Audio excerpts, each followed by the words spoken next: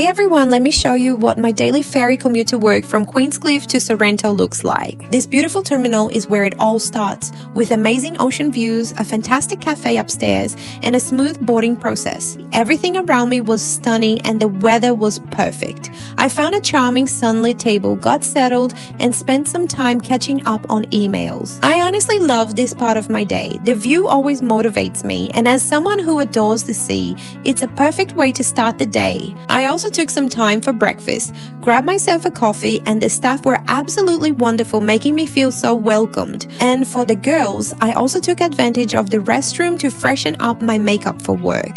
It's surprisingly fun and a bit challenging while the ferry is moving. As I get ready to leave, I always take a moment to truly appreciate the view and reflect on the day with gratitude.